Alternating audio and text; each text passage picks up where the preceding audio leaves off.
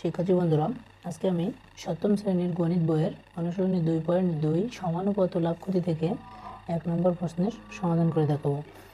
তো সম্পূর্ণ ভিডিওটি খুব সুন্দরভাবে দেখবে। তো এখানে প্রথমে আমাদের অঙ্কটি খুব সুন্দরভাবে পড়ে নিতে হবে। অঙ্কে কী দেওয়া রয়েছে, একজন দোকানদার প্রতি মিটার 200 টাকা দরে এবং 5 মিটার কাপড় কিনে প্রতি মিটারে 225 টাকা দরে বিক্রয় করলে কত লাভ হয়েছে। এখানে আমাদের কি দেখতে হবে, বিক্রয় করলে কত লাভ হয়েছে। এখানে দেখো, একজন দোকানদার প্রতি মিটার কিনে এলো 200 টাকা দরে, 200 টাকা দরে প্রতি মিটার কেনে এবং বিক্রি করে কত, 225 টাকা দরে। তাহলে এখানে আমাদের প্রথমে কত টাকা লাভ হয় প্রতি মিটারে সেটা বের করতে হবে, এবং 5 মিটার কাপড় কিনে সে কত টাকা লাভ করে। তো এখানে দেখো লিখতে পারি, যেহেতু লাভ হয়েছে এখানে তো আমরা বুঝতে পারছি প্রতি মিটার কিনে 200 টাকা দিয়ে এবং প্রতি মিটার বিক্রি করে 225 টাকা। তাহলে এখানে কি হয়েছে, লাভ হয়েছে। তাহলে এখানে আমরা লিখতে পারি, যেহেতু লাভ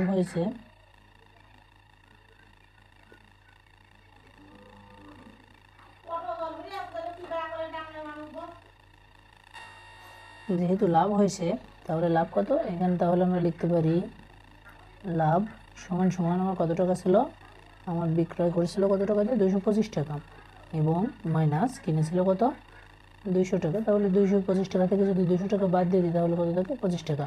তাহলে আমাদের প্রতি মিটার কাপড়ে কত টাকা লাভ হচ্ছে, 25 টাকা। তাহলে এখানে আমরা লিখতে পারি 1 মিটার কাপড়ে 1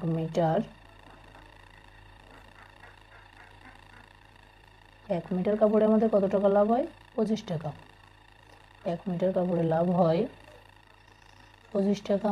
তাহলে আমাদের অঙ্কে কী বলা হয়েছিল, 5 মিটার কাপড়ে কত টাকা লাভ হয়, অর্থাৎ 5 মিটার কাপড়ে লাভ হয় সমান সমান 25 গুণ 5 এত টাকা। তাহলে 5 5 25-এর 5, 5 2 10 2 12, 112 এত টাকা। তাহলে আমরা এখানে লিখতে পারি, অর্থাৎ উত্তর 125 টাকা।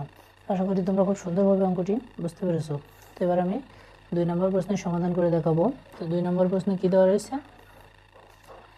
দেখো প্রশ্নটি খুব সুন্দরভাবে পড়ে নিতে হবে। 2 নম্বর প্রশ্নে দেওয়া রয়েছে, একজন কমলা বিক্রেতা প্রতি হালি 60 টাকা দরে 5 ডজন কমলা কিনে প্রতি হালি 50 টাকা দরে বিক্রয় করলে কত ক্ষতি হয়েছে। তো এখানে দুইটি জিনিস আমাদের দেওয়া রয়েছে, একটা হলো ডজন এবং একটা হলো হালি। সে কমলা বিক্রেতা কী করে, প্রতি হালি 60 টাকা দরে কেনে, এক হালি কিনে 60 টাকা দিয়ে। তাহলে 5 ডজন কিনে প্রতি হালি 50 টাকা করে বিক্রি করে। তাহলে আমাদের এই প্রথমে ডজনটাকে হালিতে পরিণত করতে হবে। তো আমরা জানি 1 ডজন সমান সমান 12টা এবং 1 হালি সমান সমান 4টা। তাহলে এখানে আমাদের কী করতে হবে, 1 ডজন সমান সমান আমাদের কয় হালি হয়, 3 হালি। তো এখানে আমরা লিখতে পারি, তাহলে 1 ডজন সমান সমান আমরা জানি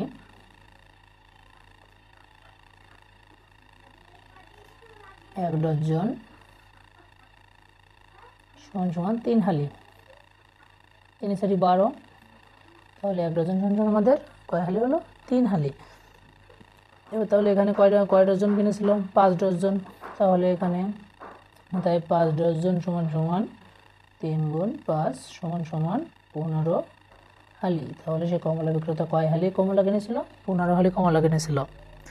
এখানে দেখো, এখানে আমরা কিনেছিল কত টাকা দিয়ে, প্রতি হালি 60 টাকা এবং প্রতি হালি 50 টাকা দরে বিক্রয় করে। তাহলে কিনে সে 60 টাকা দিয়ে এবং বিক্রি করে 50 টাকা। এখানে আমরা বুঝতে পারছি লাভ হয়েছে, লস হয়েছে। তাহলে এখানে আমরা লিখতে পারি,